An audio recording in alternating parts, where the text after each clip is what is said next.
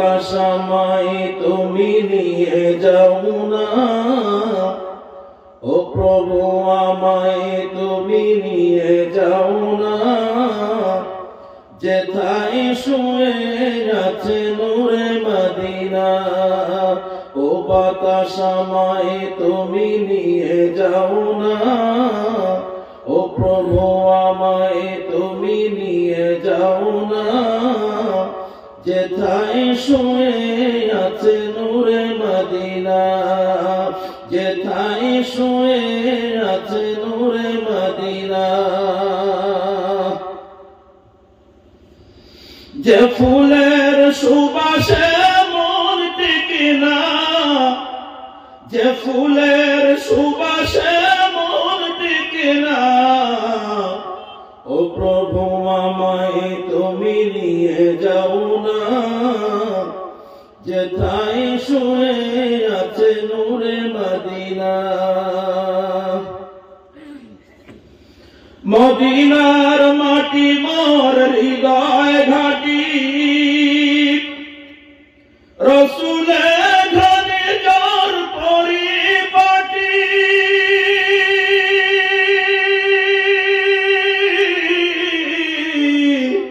মদিনার মাটি মোর হৃদয় ঘাটি,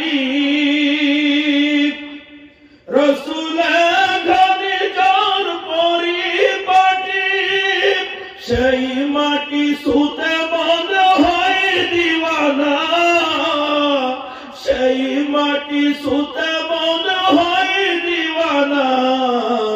ও প্রভু আমায় তুমি নিয়ে যাও না, যেথায় শুয়ে আছে নূরে মদিনা।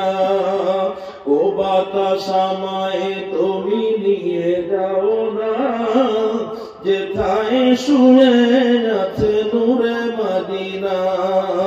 লা ইলাহা ইল্লাল্লাহ, জবান ছেড়ে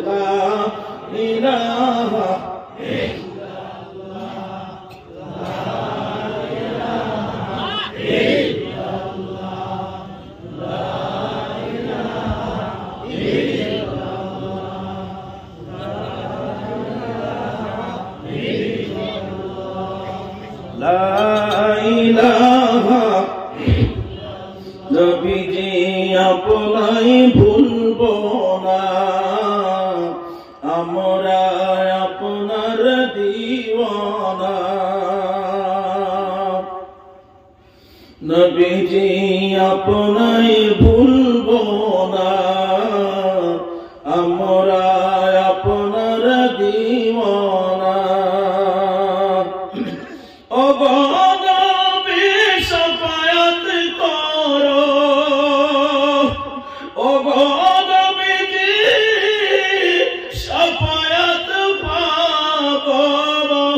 এটাই যে মোদের কামনা। লা ইলাহা ইল্লাল্লাহ, লা ইলাহা ইল্লাল্লাহ, লা ইলাহা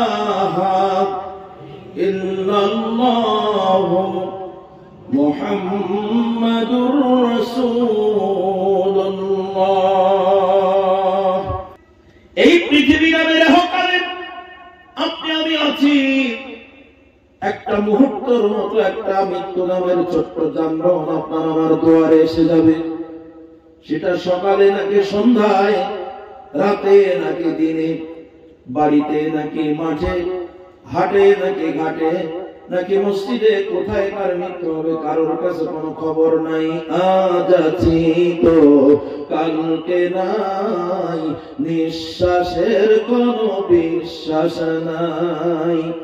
দমে দমে দম ফুরাইল, সেদিকে কারো ভাবনা নাই, নিঃশ্বাসের কোনো বিশ্বাস নাই। হবে যখন সমন জারি, বন্ধ হবে দুনিয়াদারি। হবে যখন সমন জারি, বন্ধ হবে দুনিয়াদারি, থাকবে না কেউ সঙ্গী সাথী, থাকবে না কেউ সঙ্গী সাথী, যেতে হবে একলাই, আজ আছি তো কালকে নাই, নিঃশ্বাসের কোনো বিশ্বাস নাই। এটা সবাই জোর আওয়াজ দিয়ে বলেন ঠিক না বেঠি? বাইতান মালাকুল মউত আজরাইল আপনার আমার সাথে, আমার আল্লাহ বলেন মুলাকিকুম, তোমার সাথে মোলাকাত করবে। মোলাকাত পেছনে পেছনে হয় না, মোলাকাত সব সময় সামনাসামনি হয়। অর্থাৎ বান্দা তুমি যদি পূর্ব দিকে যাও তো মালাকুল মউত পূর্ব দিক থেকে পশ্চিম দিকে আসবে, তুমি যদি পশ্চিম দিকে যাও মালাকুল মউত পশ্চিম দিক থেকে পূর্ব দিকে আসবে, তুমি যদি উত্তর দিকে যাও মালাকুল মউত উত্তর দিক থেকে দক্ষিণ দিকে আসবে। বান্দা তুমি যদি দক্ষিণ দিকে যাও তো মালাকুল মউত দক্ষিণ দিক থেকে উত্তর দিকে আসবে, অর্থাৎ তোমার সাথে যে কোনো সময় সাক্ষাৎ করবে।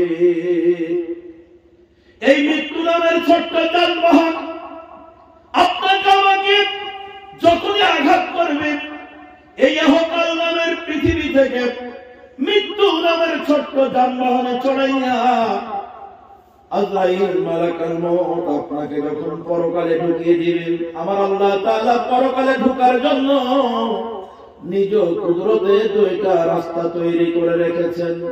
বোঝার জন্য সহজ করে, আপনার এখান থেকে গুয়াহাটি শহরে যদি যেতে চান, ইচ্ছা করলে আপনি যে কোনো রাস্তা ব্যবহার করতে পারেন। আপনার 5টা রাস্তা চেনা আছে। ইচ্ছা করলে পায়ে হেঁটে যেতে পারেন, ইচ্ছা করলে বাইসাইকেলে যেতে পারেন, ইচ্ছা করলে মোটর সাইকেলে যেতে পারেন, ইচ্ছা করলে 4 চাকায় যেতে পারেন, ইচ্ছা করলে টোটো অটো বিভিন্ন ভাবে আপনি যেতে পারেন। আপনার দুনিয়ায় যতক্ষণ থাকবেন ততক্ষণ আল্লাহ তাআলা আপনাকে কাজ দিয়েছেন, ইখতিয়ার দিয়েছেন, বোধ শক্তি দিয়েছেন, অনুভূতি শক্তি দিয়েছেন। এই স্বাধীন চিন্তা চেতনা নিয়ে আপনি চলতে পারবেন। কিন্তু যেদিন আপনার মৃত্যু হবে ওদিন আপনার স্বাধীনতা হরণ করে নেওয়া হবে। আমার আল্লাহ বলেন, বান্দা আমি আল্লাহ তাআলা তোর জন্য অনেক রাস্তা প্রস্তুত করি নাই। আমি আল্লাহ তাআলা এই দুনিয়া থেকে পরকালে ঢোকার জন্য 2টা রাস্তা তৈরি করে রেখেছি। আমার আল্লাহ সুন্দর করে তা জানিয়ে দিয়েছেন। ফারিকুম ফিল জান্নাতি ওয়া ফারিকুম ফিস সাঈর। একটু জিকির করি, লা ইলাহা ইল্লাল্লাহ, লা ইলাহা ইল্লাল্লাহ, লা ইলাহা ইল্লাল্লাহ, লা ইলাহা ইল্লাল্লাহ, লা ইলাহা ইল্লাল্লাহ।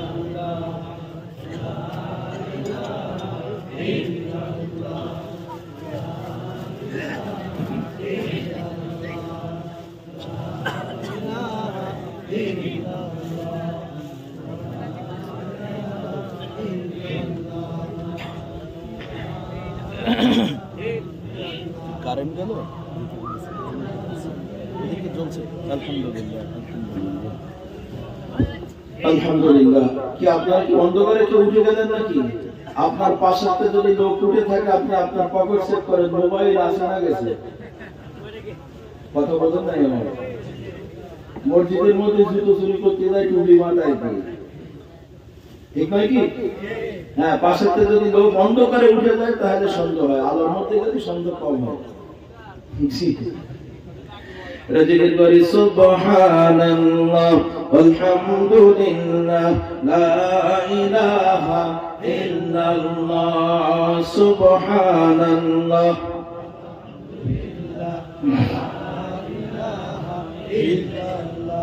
লা ইলাহা ইল্লাল্লাহ মুহাম্মাদুর রাসূলুল্লাহ সাল্লাল্লাহু আলাইহি ওয়াসাল্লাম। আল্লাহ রাব্বুল আলামিন এই মানুষের জন্য 2টা রাস্তা তৈরি করে রেখেছেন। ফারিকুম ফিল জান্নাতি وفريق في السعير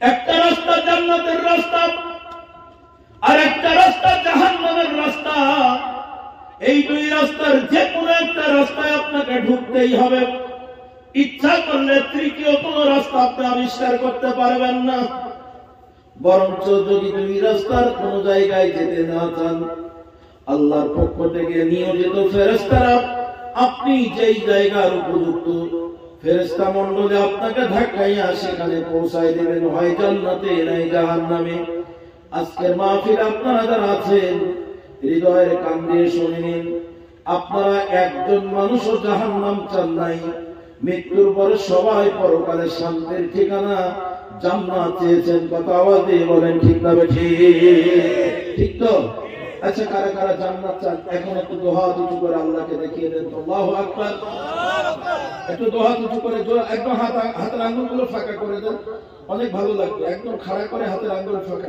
এক হাত আর এক হাতের ভিতর দিয়ে এরকম হালকা নাড়া দেন তো জি দেখেন জান্নাতের ফুল বাগানের ছোট্ট দৃশ্য একটু জোরে আওয়াজ দেন নারে তাকবীর নারে তাকবীর আল্লাহ আমাদের সকলকে জান্নাতি মানুষ হিসেবে কবুল করে নিন বলুন আমিন আর জোরে আওয়াজ দিয়ে বলুন আমিন আপনারা সম্মানিত হাজিরিন বলতে চাচ্ছিলাম আমরা এখানে যত মানুষ আছি একজন মানুষও জাহান্নাম চাই নাই সব মানুষগুলো জান্নাত চেয়েছে কথা বলেন ঠিক না বেঠিক আচ্ছা আপনি একটু আপনার চিন্তা শক্তিকে বাড়িয়ে দেন তো আপনি আমি জান্নাত চেয়ে বসে আছি এখানে এটাই কি শেষ আপনার পরিবারের সদস্য যারা আছে আপনার মা বাবা ভাই বোন স্ত্রী সন্তান আপনার বাড়িতে যারা আছে তাদের কাছে যদি এক এক করে জিজ্ঞাসা করেন তারা কি চায় বলেন একটাবার মাকে জিজ্ঞাসা করেন মা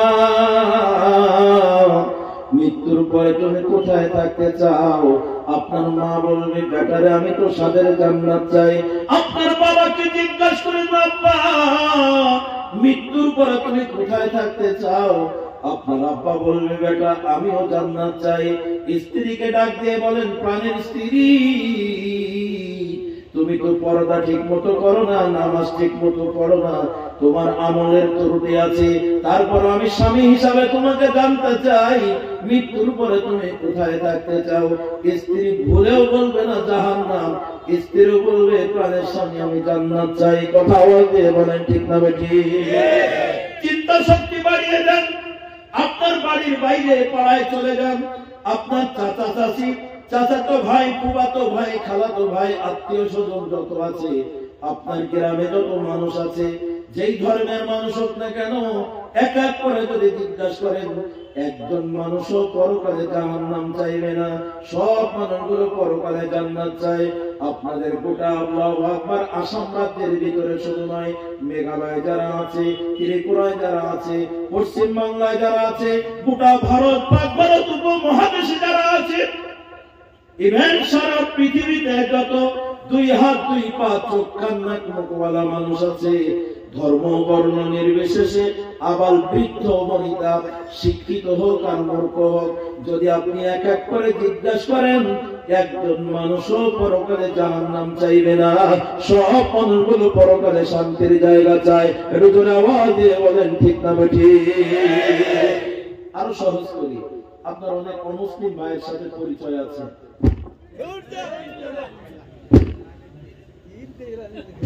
আপনার অনেক অমুসলিম ভাইয়ের সাথে পরিচয় আছে আছে না ব্যবসা বাণিজ্য করেন গ্রামে বসবাস করেন প্রতিবেশী আছে অমুসলিমদের সাথে পরিচয় আছে আচ্ছা একটা হিন্দু ভদ্রলোক যে লোক আপনার কথা শুনবে যার কথা আপনি শুনবেন এরকম একটা পরিচিত ভাইকে ডাক দিয়ে বলবেন দাদা কার্তিক বাবু সারা জীবন আপনাকে কথা জিজ্ঞাসা করি নাই আজকে একটা কথা জিজ্ঞাসা করতে চাই বলবে হ্যাঁ দাদা বলেন কি বলতে চান তো আপনি বলবেন দাদা মৃত্যু এমন একটা সত্য মহাসত্য ধ্রুব সত্য আজ অব্দি মৃত্যুকে কেউ অস্বীকার করে নাই চোখের সামনে আপনজন হারিয়ে গেছে অস্বীকার করার কোনো সুযোগ নাই ও দাদা মৃত্যুর পরে তুমি কোথায় থাকতে চাও এক মুহূর্ত দেরি করবে না মুহূর্তের ভিতরে আপনার মুখের উপরে কাউন্টার জবাব দিয়ে দিবে কেন স্বর্গ কি কথা বলেন ঠিক না বেঠিক হ্যাঁ বাংলার সাধু ভাষা হলো স্বর্গ বাংলার চলিত ভাষা হলো শান্তির জায়গা। তো যার নাম শান্তির জায়গা তার নাম স্বর্গ, যার নাম স্বর্গ কোরআনের ভাষায় তার নামই জান্নাত। সুবহানাল্লাহ বলেন। একজন খ্রিস্টানকে জিজ্ঞাসা করেন, সেও বলবে স্বর্গ চাই। তাহলে এখন আমরা এই পর্যন্ত অ্যানালাইজ করলাম, গবেষণা করে দেখলাম, সারা পৃথিবীর সব মানুষগুলো, নারী হোক আর পুরুষ হোক, মুসলিম হোক আর অমুসলিম হোক, সব মানুষগুলো পরকালে জান্নাত চাই। আচ্ছা, আপনার কাছে একটা বিচার দেই, আপনি থেকে শুরু করে পৃথিবীর সব মানুষগুলো জান্নাতের আশায় বসে আছে, বিচারটা আপনি করুন তো, তাহলে কি সবাই জান্নাতে চলে যাবে? বলেন যাবে না? জি না, সবাই জান্নাতে যাবে না। আচ্ছা, আপনি এক মিনিট ভাবেন তো, আচ্ছা দুনিয়ার সব চিন্তা মাথার থেকে মুছে দেন, সবার চিন্তা ফেলে দেন, কারণ কিয়ামতের দিন কারোর ব্যাপারে আপনাকে জিজ্ঞাসা করা হবে না, আপনার ব্যাপারে আপনাকে জিজ্ঞাসা করা হবে। ইংরেজিতে একটা কথা পড়েছিলাম যে ওয়েল ইওর ওন মেশিন, এর বাংলা অর্থ হলো নিজের চরকায় নিজে তেল দাও, অর্থাৎ নিজেকে নিয়ে ভাবনায় ভাবো। আজকের মাহফিলে আমরা যারা আছি, এক মিনিট চিন্তা করুন তো, আমাদের অভ্যাস, আমাদের হ্যাবিট, আমাদের স্বভাব, সবসময় আমরা অন্যকে নিয়ে ভাবি,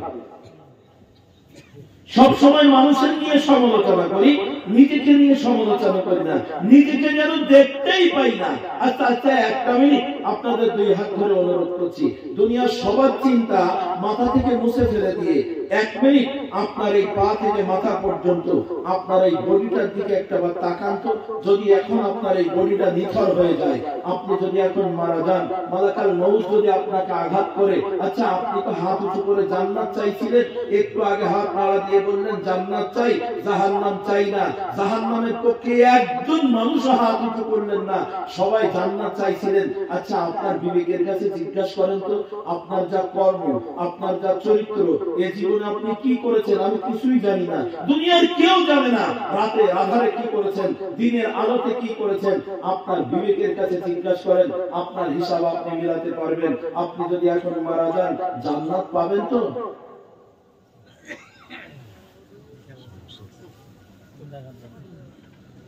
বিবেকের কাঠগড়ায় হেরে যায়। রব্বুল আলামিন জীবনে এমন কিছু কাজ করেছি, জীবনে যে সমস্ত ভালো কাজ করেছি, জীবনে যে সমস্ত খারাপ কাজ করেছি, ও আল্লাহ তুমি আমাকে অন্ধ বানাও নাই। এই সুন্দর দুইটা চোখ দিয়ে কত গুনাহের জিনিস দেখেছি, আর কত ভালো জিনিস দেখেছি। ভালো নজরে দেখেছি না খারাপ নজরে দেখেছি? আল্লাহ তুমি আমাকে বোবা বানাও নাই, আমাকে জবানি শক্তি দিয়েছিলে। আল্লাহ আমি কথা বলতে পারি, তো এই জবান দিয়ে কতগুলো ভালো কাজ করেছি, কতগুলো খারাপ কাজ করেছি, কতগুলো নেকির কথা কাজ করেছি, কতগুলো গুনাহের কাজ করেছি। আল্লাহ তুমি আমাকে বধির বানাও নাই, কালা বানাও নাই, তুমি আমাকে শ্রবণ শক্তি দিয়েছো। এই কান দিয়ে কত গুনাহের কথা শুনেছি, আর কত নেকির কথা শুনেছি। আল্লাহ তুমি আমাকে বিকলাঙ্গ বানাও নাই, তুমি আমাকে ল্যাংড়া বানাও নাই, খোড়া বানাও নাই, লোলা বানাও নাই।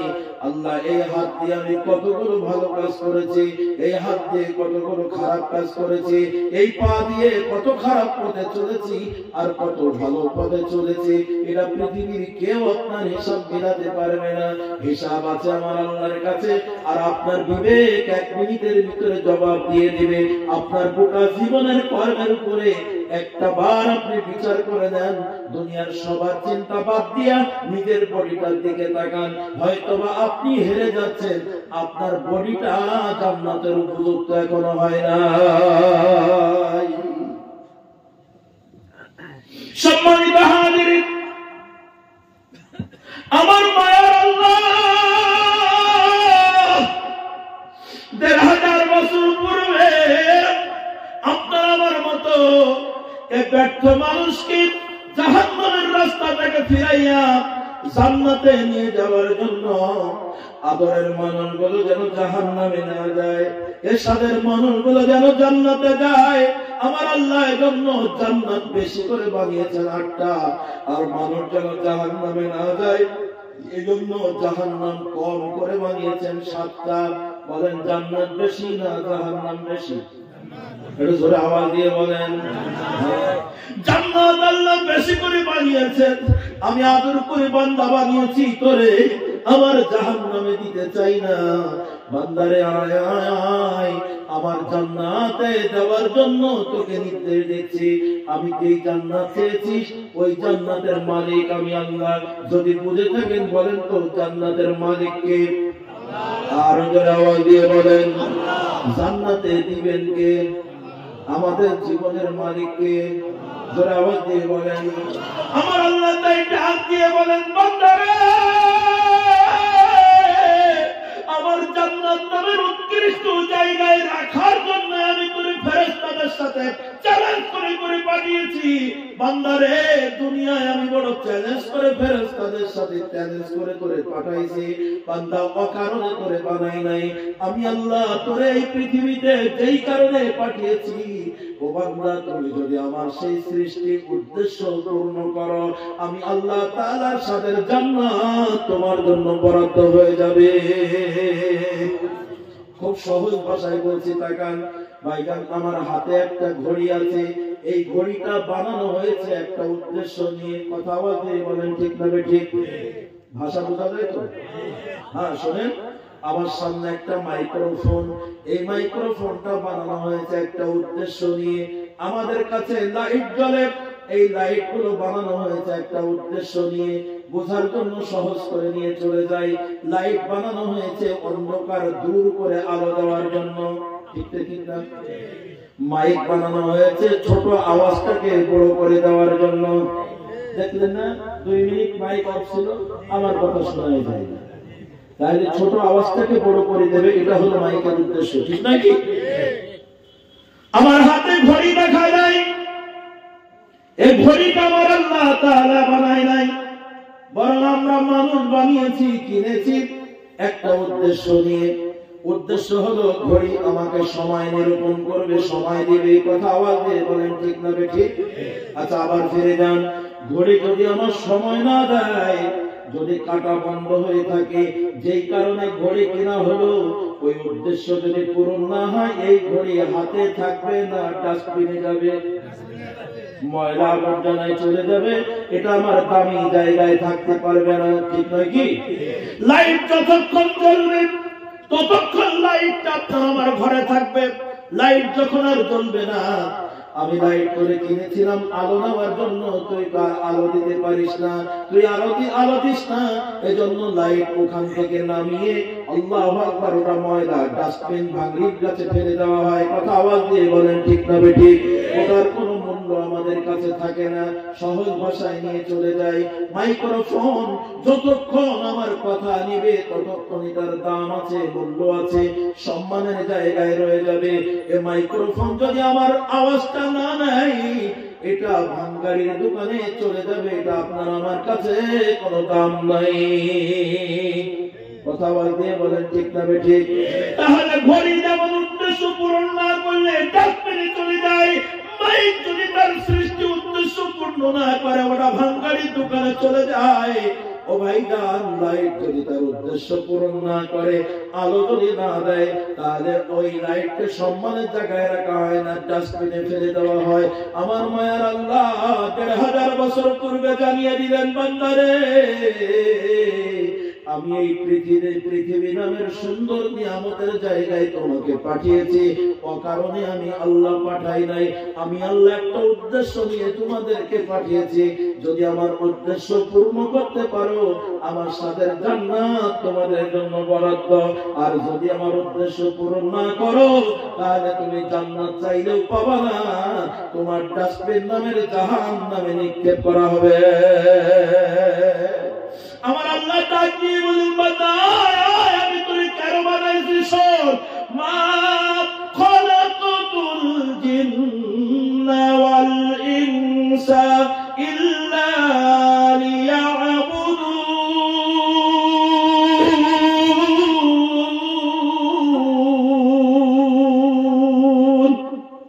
আল্লাহ বলেন আমি মানুষ এবং জিন জাতিকে শুধুমাত্র কেবলমাত্র একমাত্র আমি আল্লাহ তাআলার ইবাদত বন্দেগীর জন্য সৃষ্টি করেছি। একটু জোরে বলবেন না সুবহানাল্লাহ। আল্লাহ তাআলা আপনাকে আমাকে ইবাদত শব্দের অর্থ হলো গোলামি করা, ইবাদত শব্দের হলো দাসত্ব করা। আমার আল্লাহ যা করতে বলেছেন এটাকে করবে, যা করতে নিষেধ করেছেন সেটাকে বর্জন করবে, হালালগুলো মেনে নিবে, হারামগুলো বর্জন করবে। কেন? কারণে আল্লাহ তাআলা তার গোলামি করার জন্য, তার আদেশ পালন করার জন্য, তার হুকুম তামিল করার জন্য আপনাকে আমাকে পৃথিবীতে পাঠিয়েছেন। একটু সুবহানাল্লাহ বলবেন না? আজকে মাহফিল আপনারা যারা জান্নাত চেয়েছেন তারা সবাই আল্লাহর ইবাদত করেন তো? রাত বেশি হয়ে গেছে, আমি লম্বা ব্যাখ্যা করব না, খুব সহজে যাতে বুঝতে পারেন। সবাই হাত উঁচু করে জান্নাত চাইছিলেন। আমি কোরআন সুন্নাহ দিয়ে প্রমাণ করব আপনাদের সবার হাত এখনো জান্নাতের উপযুক্ত হয়নি। কেন হয়নি? আপনার বিচার আপনি আজকে মাহফিল থেকে করে যাবেন সংশোধনের জন্য। আমি আপনাকে ঢালাও ভাবে এখন জান্নাতে পাঠিয়ে দিতে পারবো না, কারণ আপনার কর্ম আপনাকে বলে দেবে আপনি এখন কোন জায়গার বাসিন্দা। কষ্ট হচ্ছে আপনাদের বুঝতে পেরেছেন? ইবলিস কিন্তু ধোঁকা দেবে। এই আয়াতের ব্যাখ্যা ইবলিস জানে। ইবলিস কি বলবে জানেন? কানে কানে আপনি বুঝতে পারবেন না, খুব মহব্বতের সাথে বলবে, দোস্ত ও হুজুর নাই তো চেনে না, এলাকার অনেক লোক তো শুনি, হুজুর এখন যা বলবে এর রোগ তোর মধ্যে আছে, আর তখন তোর লজ্জার ব্যাপার হয়ে যাবে, মানুষজন তাকাতাকি করবে। দরকার নেই, আস্তে করে উঠি বাড়ি যাবে। অকারণে যদি কোনো ব্যক্তি, আমি উঠার মতো কথা এখনো বলিনি, যদি উঠে চলে যান দুনিয়ার কোন বিপদ আপদ ছাড়া, নিজের অসুস্থতা ছাড়া কোন মানুষ যদি উঠে যান, তাহলে আমি মনে করব ইবলিস আপনাকে ধোঁকা দিয়ে নিয়ে চলে যাচ্ছে। সম্মানিত হাজিরিন, ছোট্ট পরিসরে কথা বলছি, যদি বুঝে থাকেন এ পর্যন্ত বলেন আল্লাহ তাআলা আপনাকে আমাকে পৃথিবীতে পাঠিয়েছেন একটা কারণে, সে কারণটা ইবাদত করতে হবে কার? আরো জোরে আওয়াজ দিয়ে বলেন কার? আমরা করি কার? আমরা ইবাদত আল্লাহর জন্য করতে পারি না। আবার আল্লাহ রাব্বুল আলামিন এজন্য সূরাতুল বনী ইসরাঈলের 23 নম্বর আয়াতের শুরুতে ডাক দিয়ে বলেছেন অকাদা রাব্বুকা, আমি তোমার রব, আমি তোমার জীবনের মালিক, তোমাকে নির্দেশ দিচ্ছি, তোমার উপরে হুকুম তামিল করছি, বান্দারে আল্লাহ তা'বুদু ইল্লা ইয়া, একমাত্র আমি আল্লাহর জন্য ইবাদত করবা, অন্য কারোর জন্য ইবাদত করবা না। 2 নম্বর শর্ত, আমি আল্লাহর জান্নাত যদি পেতে চাও, আমি আল্লাহর জন্য ইবাদত করেই তুমি জান্নাত পাবা না। এই পৃথিবী নামের সুন্দর জায়গায় আমি আল্লাহ তোমাকে এনেছি, তো আসমান থেকে বৃষ্টির পানির সাথে জমিনে ফেলে দেই নাই, আবার গাছের মতো জমিন থেকে তোমাকে বাহির করি নাই। বান্দারে, এই পৃথিবীতে আমি আল্লাহ তোমাকে পাঠিয়েছি, মাধ্যম হিসাবে তোমার বাবা আর মাকে ব্যবহার করেছি। তাই আমি আল্লাহর পক্ষ থেকে নির্দেশ, আমার জান্নাত যদি পেতে চাও ইবাদত বন্দেগীর পরে ওয়াবিল ওয়ালিদাইনি ইহসানা, দুনিয়ার সন্তানেরা অবশ্যই তোমরা তোমার পিতা মাতার ইহসান করবা, পিতা মাতার হক আদায় করবা। আমি যে আয়াত পড়েছি আয়াতের ছোট্ট অনুবাদ বললাম, সরল অনুবাদ বললাম, আপনাদেরকে সহজ করে আজকে ওয়াজ বোঝার জন্য। আল্লাহ বলছেন 1 নম্বরে আমি আল্লাহর পক্ষ থেকে নির্দেশ, আমার জান্নাত পেতে হলে আমার ইবাদত করতে হবে। কথা কি বোঝা যায়? যারা বলেন 1 নম্বরে কি করতে হবে? আল্লাহর ইবাদত করতে হবে, অন্য কারণ না। 2 নম্বর হলো মা বাবার হক আদায় করতে হবে, একটা আরেকটার পরিপূরক। যেখানে আল্লাহ তাআলা ইবাদত করতে বলেছেন কোরআনে, তারপরে আল্লাহ তাআলা বলেছেন মা বাবার হক আদায় করো। একটার সাথে আরেকটা অঙ্গাঙ্গি ভাবে জড়িত। আজকে সমাজে অনেক নামাজ পাওয়া যায়, অনেক রোজাদার পাওয়া যায়, অনেক হাজী সাহেব পাওয়া যায়, অনেক দানবীর পাওয়া যায়, মা বাবার সাথে সম্পর্ক ছিন্ন করা সন্তান বর্তমান সমাজে সবচেয়ে বেশি। আমি আপনাদের এলাকায় কখনো আসি নাই, বয়ান শুরু করার আগে আজকের বসা দরকার আপনাদের, আমার অন্য কোনো মাহফিল নাই, সুতরাং একটু যদি দেরি হয় আপনারা কি রাগ করবেন না? আমি বিষয়ের উপরে থাকবো ইনশাআল্লাহ। সেটা হলো আপনাদের কাছে একটা জরিপ করি, যার যেখানে এখানে অনেক বয়স, যেমন আমার সভাপতি সাহেবের বয়স আমার মনে হয় 80-র কাছে, ভুল বলিনি মনে হয়। ওনার যদি 80 বছর বয়স হয় তাহলে ওনার 70 বছরের দুনিয়ার জ্ঞান আছে। ছোটবেলায় আমাদের অনেক কথা মনে আছে না, নানার বাড়ি দাদার বাড়ি খেলার সাথে অনেক কথা মনে আছে। যার যেখানে বয়স সেখান থেকে 10 বছর 12 বছর বাদ দিয়ে দেখেন এই দুনিয়ার অনেক গল্প আপনার কাছে আছে। কথা বলেন আছে না নাই? আচ্ছা, যার যত বয়স হয়েছে আপনার যেখান থেকে জ্ঞান বুদ্ধি শুরু হয়েছে সেখান থেকে একটা হিসাব মিলান তো, যত দিন যাচ্ছে মা বাবার কষ্ট বাড়ছে না কমছে? একদম নিরপেক্ষ জায়গা থেকে জবাব দেবেন, আল্লাহ কিন্তু অসন্তুষ্ট হবে, মিথ্যা কথা বলবেন না। বলেন, যত দিন যাচ্ছে মা বাবার কষ্ট বাড়ছে না কমছে? সন্তানের কাছ থেকে বর্তমানে অধিকাংশ মা নির্যাতিত, অধিকাংশ বাবা নিষ্পেষিত। কথা বলেন ঠিক না বেঠিক? আচ্ছা বলুন তো, যত দিন যাচ্ছে মসজিদ মাদ্রাসা বাড়ছে না কমছে? কত বলতে বলেন? বাড়ছে। মসজিদ বাড়ছে, মাদ্রাসা, আলেম ওলামা, হাফেজ সাহেব, বক্তা, ওয়াজ মাহফিল বাড়ছে। তাহলে ওয়াজ মাহফিল বাড়ছে, আলেম ওলামা বাড়ছে, হাফেজ সাহেব বাড়ছে, মসজিদ বাড়ছে, মাদ্রাসা বাড়ছে, মা বাবার কষ্ট কমছে না কেন?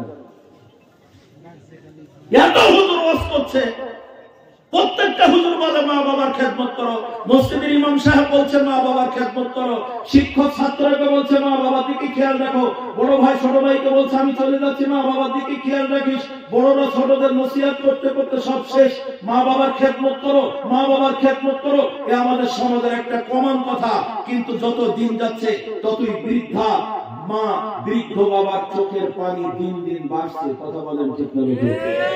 যত দিন যাচ্ছে মা বাবার ছেলের সংসার থেকে বিচ্ছিন্ন হয়ে চলে যাচ্ছে। 4টা ছেলে যদি থাকে, কোন রকম একটা ছেলের ভাত আদরের পায়, আর বাকিগুলো না দিলেই ভালো হয়। কেন এই সমস্যা?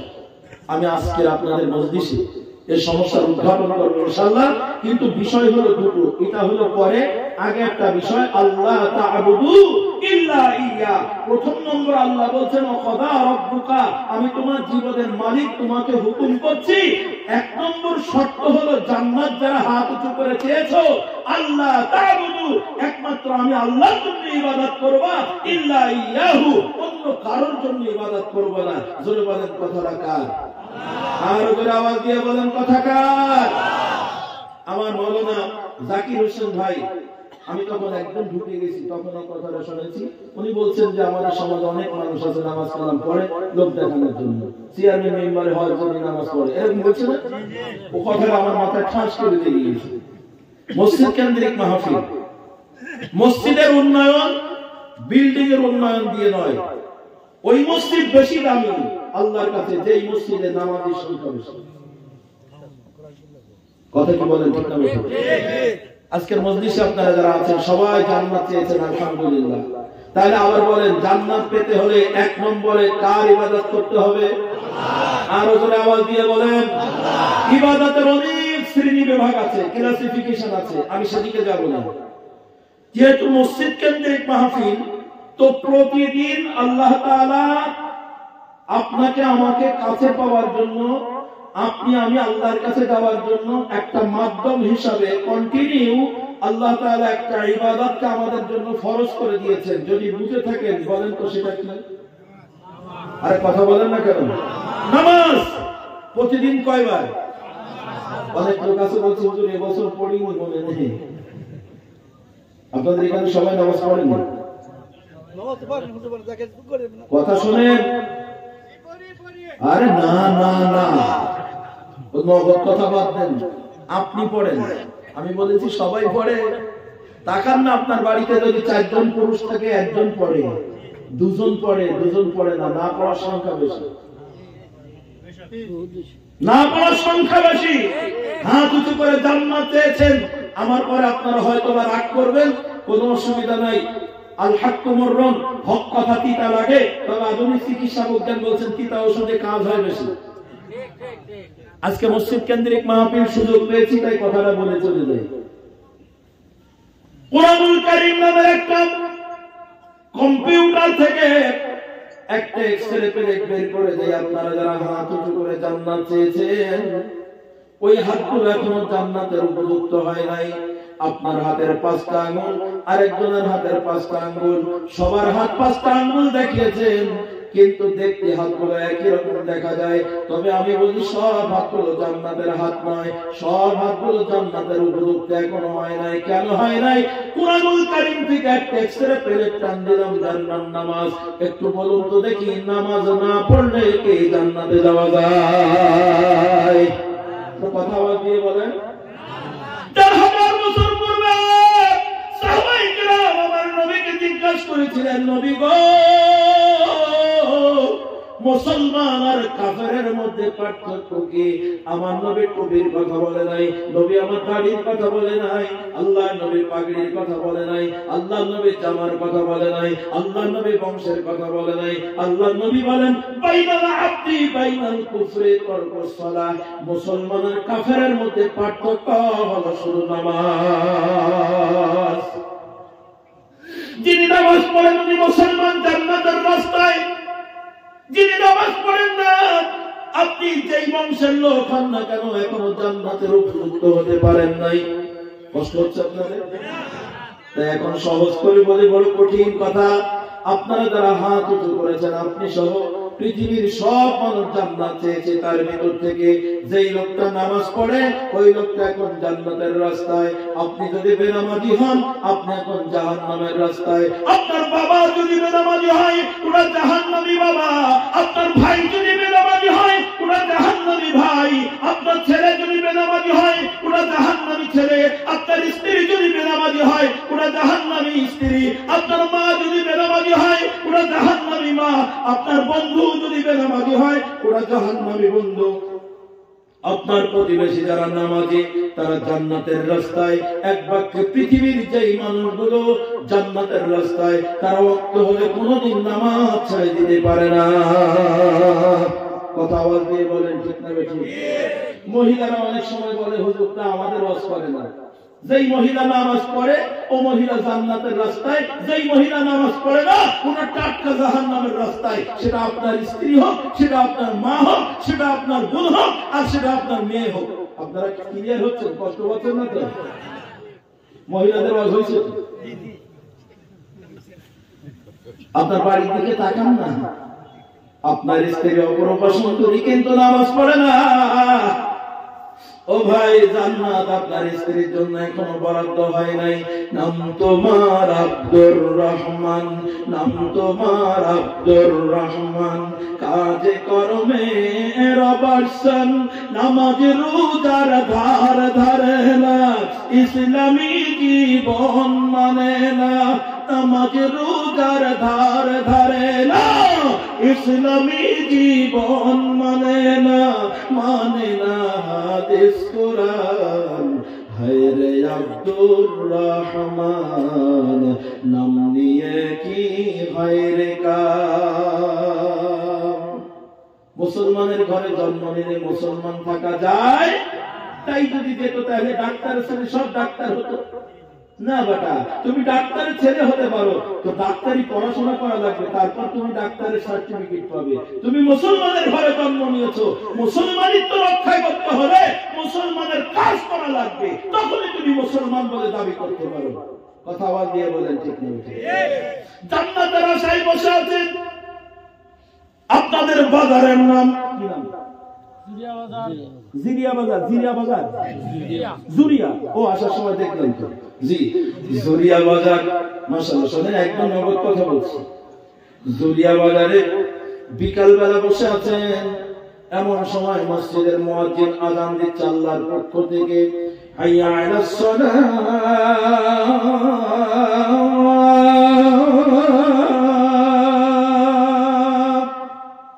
নামাজের দিকে আসো।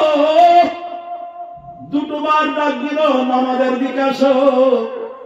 আবার আল্লাহর পক্ষ থেকে আল্লাহর গোলাম মুয়াজ্জিন বলছে, হাইয়া আলাল ফালাহ। কল্যাণের দিকে আসো, নামাজ পড়লে তুমি কল্যাণকামী হয়ে যাবে, তুমি জান্নাতি হয়ে যাবে। একটু সুবহানাল্লাহ বলেন। তো জুরি বাজারে আপনাদের এলাকার মানুষ, ধরে নেন একজন ভাইয়ের নাম কার্তিক বাবু। নাম শুনে তো বোঝা যাচ্ছে মুসলিম না মুসলিম। আরেকজন লোকের নাম আব্দুর রহমান। যদি নামে মিলে যায় তা রাগ করবেন, এটা আমি বোঝার জন্য বলছি। আব্দুর রহমান আর কার্তিক বাবু চায়ের দোকানে বসে আছে। এমন সময় মসজিদের মুয়াজ্জিন যখন আযান দিয়েছে, কার্তিক বাবুর কানে শুনে আল্লাহ তাআলা শ্রবণ শক্তি হরণ করে নেয়। আল্লাহর নাম রহমান। দুনিয়ার জিন্দেগিতে সব মানুষের উপর আল্লাহ তাআলা রহমত দান করেছেন, দয়া করেছেন। কোন কাফেরের কাছ থেকে সূর্যের আলো কেড়ে নেয় নাই। ইমানদারকে যেই সূর্যের আলো দিয়েছেন, কাফেরকে একই সূর্যের আলো দিয়েছেন। ইমানদার যেই রাতের আধার পায়, একজন কাফেরও একই রাতের আধার পায়। ইমানদার কানে শুনে, কাফের বেঈমান তারাও কানে শুনে। আল্লাহর নাম রহমান। দুনিয়ার জিন্দেগিতে সবার পরে আমার আল্লাহ দয়া করেছেন। তাই কার্তিক বাবু আযানটা শোনার পরে কেন যেন মাথাটা ঝাড়া দিল, কানটা ঝাড়া দিল এবং অন্তরের কাছে বলল সান্ত্বনার বাণী, এটা তো মুসলমানদের নামাজ পড়ার জন্য ডাক দেওয়া হয়েছে। আমি কার্তিক বাবু, এটা আমার কোনো ব্যাপার না। তাই কার্তিক বাবু আযান শোনার পরে তার ধর্মীয় অনুভূতি থেকে সে সঠিক কাজ করেছে। তার জায়গায় সে বসে আছে, সে মসজিদে যায় নাই, পক্ষান্তরে পাশেই বসে আছে। নাম আব্দুর রহমান, নাম আব্দুল করিম, নাম আব্দুল সাত্তার, নাম আব্দুল গফুর। জিজ্ঞাসা করলে বলবে আমি মুসলিম। এও আযানটা শুনলো। আযান শোনার পরে একইভাবে কার্তিক বাবু নতুন কানটা ঝাড়া দিয়ে মসজিদে গেল না, আযানের ছাড়া দিয়ে যায় নামাজে হাজির হলো না। বলুন তো দেখি, কার্তিক বাবু আর বেনামাজি এই মুসলমান নামধারীর মধ্যে পার্থক্য কোথায়? কথা আওয়াজ দিয়ে বলেন, পার্থক্য আছে? ওই যে নবী বলেছেন মুসলমান আর কাফেরের মধ্যে পার্থক্য শুধু নামাজ, তো দুইজনই কি নামাজ পড়লো না, এখন পার্থক্য কোথায়? আপনারা বললেন পার্থক্য নাই, তবে আমি গবেষণা করে দেখেছি এক জায়গায় আছে। সেটা কোথায়? এক জায়গায় কারো চামড়া কাটা আছে আর কারো কাটা নাই। কথা বুঝতে পারেন? এর চেয়ে আমি নিচে নাম কি বলছি? তুমি মুসলমান আর কাফেরের মধ্যে এতটুকু পার্থক্য দেখা যায়? হে মুসলমান ভাই, দুই হাত ধরে অনুরোধ করে আবার বলছে, রাত হতে পারে জীবনের শেষ রাত, তাই মসজিদ কেন্দ্রিক মাহফিল। অনুরোধ করছি সবার কাছে, আজকে থেকে জোরে আওয়াজ দিয়ে বলেন, আল্লাহ তাআলার জান্নাত পেতে হলে কার ইবাদত করবেন? আরো জোরে আওয়াজ দিয়ে বলেন। এই ইবাদতের কমন একটা বিষয়, প্রতিদিন 5 ওয়াক্ত নামাজ পড়তেই হবে। কথা আওয়াজ দিয়ে বলেন, ঠিক না বেঠিক? আরো জোরে আওয়াজ দিয়ে বলেন, ঠিক না বেঠিক? কিন্তু আমি এখন যদি আপনাদের কাছে অনুরোধ করি, আমার অনুরোধ কানের ভিতরে ঢুকবে না, কারণ এরকম কথা অনেকবার আপনি শুনেছেন। তো মসজিদ ভিত্তিক মাহফিল, তাই একটা কথা বলি, মসজিদ কমিটির লোক যারা আছেন, ইমাম সাহেব পারবে না, কারণ ইমাম সাহেব মসজিদের মিম্বরে এখন হক কথা বলতে পারে না। যখনই হক কথা বলে তারপরে দিন ইমাম সাহেবের চাকরি থাকে। আরে জোরে কোন না, ইমাম সাহেব যদি মিম্বরে বসে সুদের বিরুদ্ধে ওয়াজ করে, সেক্রেটারি পরে ঘুরে বলে হুজুর ওয়াজ আর খুঁজে পাননি। সেক্রেটারি সুদ খায়, তো গ্রামের লোক সব টাকাটাকি করছে, আজকে হুজুর পয়সা দিয়েছে, ওর গামতি চালা করে, হুজুর বিপদে পড়ে করে। এই জন্য মসজিদের ইমামরা বর্তমান সময়ে অধিকাংশ মসজিদের ইমাম দরিদ্র পরিবারের, আদায় ওলামারা দরিদ্র হওয়ার কারণে সমাজের প্রভাবশালী লোকজনের বিরুদ্ধে লেগে যাবে, তাদের গায়ে লাগবে, এমন ওয়াজ তারা করতে পারে না। আমি এই মুহূর্তে আপনাদের সামনে বসেছি, আমার চাকরি যাওয়ার ভয় নাই, তাই একটা ছোট্ট কথা বলে চলে যাই। মসজিদের উন্নয়ন গল্পে ভাইজান, মসজিদ বিরাট বড় বিল্ডিং বলে আমার আল্লাহর কাছে অত দাম নাই। যেই মসজিদের ভিতরে আল্লাহ ওয়ালা মানুষ বেশি, ওই মসজিদের দাম বেশি। এটা 1 মিনিট বলি, মূল বিষয়টা বলছি শোনেন। 1500 বছর পূর্বে মসজিদে নববীতে আল্লাহর নবী একদিন তাবাসসুম হাসি দিয়েছেন, মুস্কি হাসি দিয়েছেন। উপস্থিত সাহাবীরা ডাক দিয়ে বলে, ইয়া রাসূলুল্লাহ, কোন কাজ নাই, অকারণে আপনি হাসলেন কেন? কি দেখে হাসলেন? কারোর কোন সমস্যা দেখছেন কিনা? আল্লাহর নবী ডাক দিয়ে বলেন, সাহাবীরা রে, একটা অভয় বাণী শোনো, বড় মজার গল্প। বলে কি? সাহাবায়ে কেরাম, তোমরা শুনে রাখো, পৃথিবীর কোন জায়গায় যদি 1 লক্ষ রাকাত নামাজ পড়লে যে পরিমাণ সওয়াব আল্লাহ দান করে, মক্কার কাবা ঘরে 1 রাকাত নামাজ পড়লে সেই পরিমাণ সওয়াব আল্লাহ দান করেন। আল্লাহর নবী ডাক দিয়ে বলেন, সাহাবীরা রে, পৃথিবীর অন্য কোন জায়গায় 50,000 রাকাত নামাজ পড়লে যে সওয়াব হয়, আমার মসজিদে নববীতে 1 রাকাত নামাজ পড়লে সেই পরিমাণ সওয়াব হয়। কিন্তু একটা বিষয় শুনেন, নবী আমার যখন এই কথা বললেন, তখন মসজিদে নববী খেজুরের পাতা দিয়ে ছাউনি, খেজুর গাছের খুঁটি, নিচের ফলকটা পাকা করা হয় নাই, আলো মাটি, চতুর্দিক থেকে খেজুরের পাতা দিয়ে ঘেরা। এই জীর্ণ শীর্ণ মসজিদে নববী এত দামি হয়ে গেল একটাই কারণে, মসজিদে যখন বিলাল আযান দেয়, তো বিলাল জান্নাতি মানুষ, আযান দেওয়ার সাথে সাথে যারা মসজিদের ভিতরে ঢুকে যায়, নবীর একজন সাহাবী যারা কালিমা পড়ে মুসলমান বলে দাবি করেছে, একজন মুসলমানও বাইরে করে না, বরং আযান দেওয়ার সাথে সাথে দুনিয়ার সব কাজ ফেলে আল্লাহর ঘর মসজিদে ঢুকে যায়। এজন্য মসজিদে নববী আল্লাহর প্রিয় বান্দাদের উপস্থিত হওয়ার কারণে মসজিদ এত দামি হয়ে গেছে। একটু সবাই ধরে বলবেন না মারহাবা। আপনাদের গ্রামের মসজিদের উন্নয়ন কল্পে মাহফিল, আমি এই মুহূর্তে আপনাদের কাছে টাকা পয়সা চাই না, মসজিদের উন্নয়নের জন্য বলছি। আবারও বলছি, ইমাম সাহেব পারবে না, মসজিদ কমিটির সভাপতি যিনি আছেন উনি প্রভাবশালী মানুষ, নামি দামি মানুষ, সমাজে তার দাম আছে, মূল্যায়ন আছে। সেক্রেটারি যিনি, উনার সমাজে মূল্যায়ন আছে, দাম আছে। মসজিদের মেম্বারে একটা বার দাঁড়িয়ে বলতে হবে, আজকে শুক্রবারের দিন ঘোষণা করলাম, এই মসজিদে যেই লোকটা নামাজ পড়ে না, এই মহল্লায় যেই লোকটা নামাজ পড়ে না, মসজিদের ভিতরে একটা পবিত্র খাটিয়া আছে, এই খাটিয়াটা মসজিদে কোনো বেনামাজি মানুষের উঠতে দেওয়া হবে না।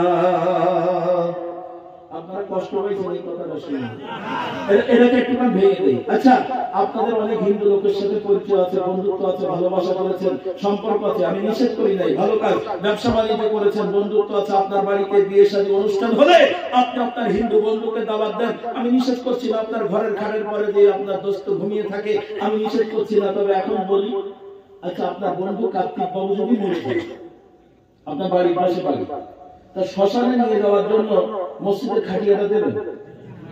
আর জোরে বলেন না কেন? কেন কেন? ওরা ধুইয়ে ফেলবে, তুমি দিলে ওর গায়ে লাগিয়ে থাকবে কোনো কিছু? কথা বুঝতে পারেন না?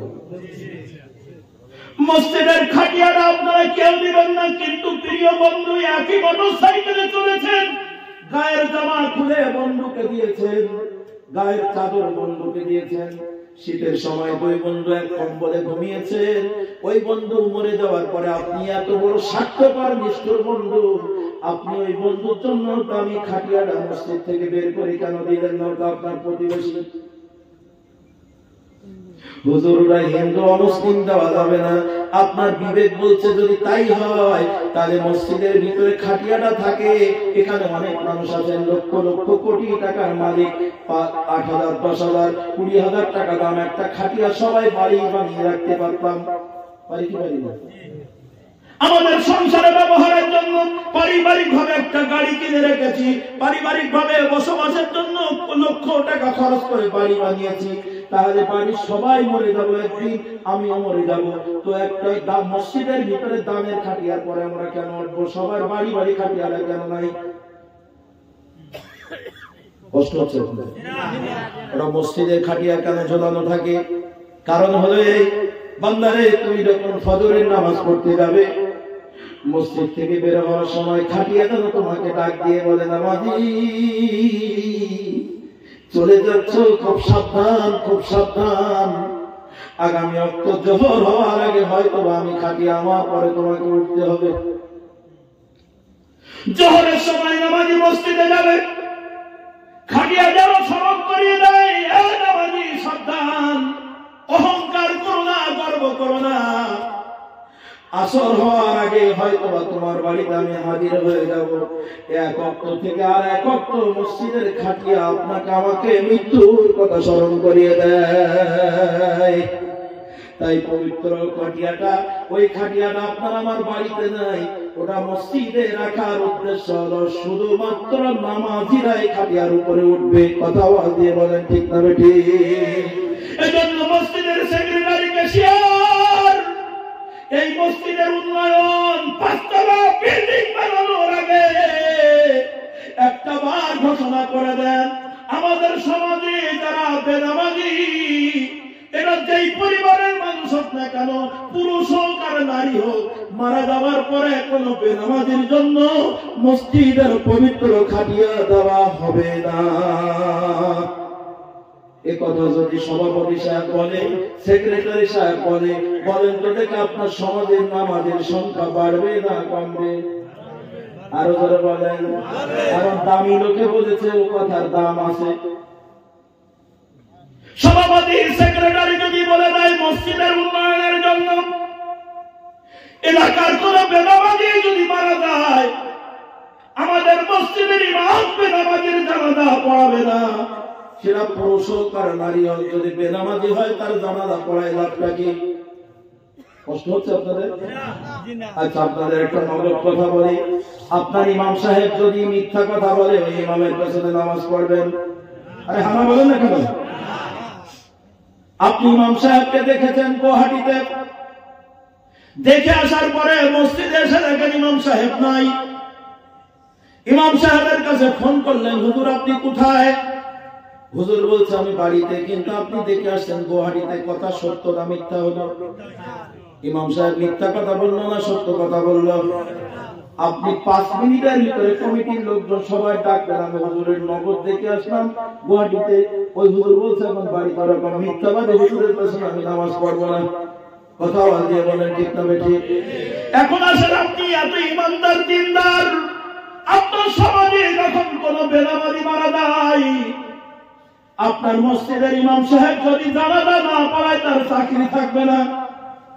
জানাজা হয়ে গেল, ইমাম সাহেব মনে মনে কি দোয়া পড়লো ওটা আমরা কেউ শুনতে পেলাম না। তবে ইমাম সাহেব মনে মনে বেনামাজির জন্য কোন দোয়া পড়ে না, যদি পড়ে সেটা ভুল করে, পড়ে লাভ নাই। কবরে রাখার সময় সবার সামনে আমরা একটা দোয়া পড়ি, ইমাম সাহেব ডাক দিয়ে বলে সবাই পড়ে বিসমিল্লাহি ওয়া আলা মিল্লাতি রাসূলিল্লাহ। বলে কি বলে না বলে? এর অর্থ কি? ইমাম সাহেব শত শত মানুষের সামনে গুয়াহাটিতে একজন দেখে এসেছে আর সাক্ষী নাই, ওই একজন দেখার সাক্ষীর কারণে মিথ্যাবাদী ইমামের চাকরি নাই, তার পেছনে নামাজ পড়া হলো না। হাজার হাজার মানুষের সামনে কবরস্থান, যেখানে অনেক মানুষ ঘুমিয়ে আছে, কবরস্থান একটা শেষ ঠিকানা, আমাদের কবর দেখলে ভয় হয়, ওই ভয়ঙ্কর কবরস্থানে এখন ইমাম সাহেব সব মানুষের সামনে টাটকা মিথ্যা কথা বলছে। বিসমিল্লাহি ওয়া আলা মিল্লাতি রাসূলিল্লাহ, আল্লাহর নাম স্মরণ করে বলছে, আল্লাহ এই লোকটা নবীজির আদর্শের উপরে ছিল, কিন্তু কোনদিন মুখে দাঁড়িয়ে রাখে নাই, নবীর সুন্নাত মানে নাই, এক ওয়াক্ত নামাজ পড়ে নাই। বলেন ইমাম সাহেব সত্য বললো নাকি মিথ্যা বললো? আরে কথা বলেন না কেন? হাজার হাজার মানুষের সামনে ইমাম সাহেব বলছে বিসমিল্লাহি ওয়া আলা মিল্লাতি রাসূলিল্লাহ, সারা বছর মসজিদে খুঁজে পাওয়া যায়নি। ইমাম সাহেব চাকরি বাঁচানোর জন্য টাটকা মিথ্যা কথা বললো, পরের রক্তে ইমামের পেছনে আপনি নামাজ পড়ছেন কেন? কষ্ট হচ্ছে আপনার? তাই মসজিদের সভাপতি, সেক্রেটারি, ক্যাশিয়ার, প্রভাবশালী মানুষ, আপনাদের দুই পায়ে হাত রেখে বলি, আজকে মসজিদের উন্নয়ন করবে মাহফিল, বিল্ডিংটা 5 তলা বানানোর আগে মসজিদে মুসল্লি বাড়িয়ে দেন, আপনার মসজিদ দেখবেন দরদ তৈরি হবে। আপনারা যারা মসজিদের সাথে লেগে আছেন, কন্টিনিউ নামাজ পড়ে, কমিটির মানুষগুলো মসজিদ নিয়ে ভাবে, এজন্য সব সময় তারা মসজিদে যায়। তাই যারা মসজিদে যায় না, মসজিদের পরে তাদের দরদ হয় না। তাই যদি মানুষ মসজিদমুখী হয়, প্রত্যেকটা মানুষের দরদ তৈরি হবে, ওই মসজিদ বিল্ডিং হইতে আর তখন সময় লাগে না। কি কথা বলে ঠিক না বেঠিক? মসজিদ কমিটির লোক কে কথা বলতে পারবে? অনেক জায়গায় পারবে না। কেন পারবে না? সভাপতি চিন্তা করবে, ও লোক তো আমার বাড়ির আছে, আমার ছেলেই করে না, ঠিক না? সেক্রেটারি বলবে আমার ভাই নামাজ পড়ে না। আর আমাদের সমাজে এখন বর্তমান খুঁজলে দেখা যায় অধিকাংশ জায়গায় টাকা আছে যার, সমাজে প্রভাব প্রতিপত্তি আছে যার, মসজিদ কমিটির সভাপতি সেক্রেটারি দিতে হবে তার, ও নামাজ কালাম পড়ুক আর নাই পড়ুক, মসজিদ কমিটির বড় হারা। কথা কয় ঠিক না ঠিক? ভাইজান শেখ সাদি রহমাতুল্লাহ আলাইহি 100 বছর আগে বলেছেন, বিড়াল দাদা কুকুর মন্ত্রী, ইঁদুর যদি হয় কিরানি, সেই জাতের 12 বাজবে, এটা আমরা সবাই জানি। বেনামাজি মসজিদের সভাপতি আপনাদের এলাকায় নেই, আমি আপনাদের নতুন এলাকায় এসে বলি মরবো, অনেক জায়গায় আছে, আমাদের কি পাওয়া যায় ভাই? আচ্ছা বলেন, নামাজ পড়া লাগবে কি লাগবে না? আর বলার মতন ভাষা আমি খুঁজে পাচ্ছি না। একটু জোরে বলেন, সর্বশেষ নামাজ পড়া লাগবে কি লাগবে না? আরো করে আওয়াজ দিয়ে বলেন, লাগবে কি লাগবে না? এখন নামাজ পড়বেন তো কার খুশির জন্য পড়বেন? আরো করে আওয়াজ দিয়ে বলেন, কার? আমার আল্লাহ ডাক দিয়ে বলছেন পবিত্র কোরআনুল কারীমের 16 নম্বর পারা সূরাতুল কাহফের 110 নম্বর আয়াতের শেষ অংশ আমার আল্লাহ ডাক দিয়ে বলেন, বান্দারে ফামান কানা ইয়ারজু লিকা রাব্বিহি ফালইআমাল আমালান সালিহা ওয়ালা ইউশরিক বিইবাদাতি রাব্বিহি আহাদা। জোরে বলেন আল্লাহু আকবার।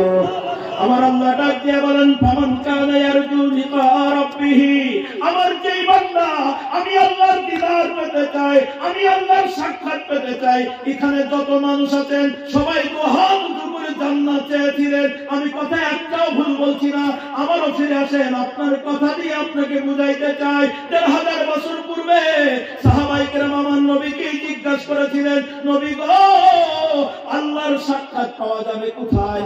আল্লাহর নবী ডাক দিয়ে বলেন, আমার উম্মতেরা রে, আল্লাহ তাআলা যেদিন কিয়ামতের ময়দানে বিচার ফয়সালা করবেন, মানুষ জান্নাত জাহান্নাম যেদিন সাবিত হয়ে যাবে, একদল মানুষ কর্মের কারণে জাহান্নামে চলে যাবে, আর একদল মানুষ কর্মের কারণে জান্নাতে চলে যাবে।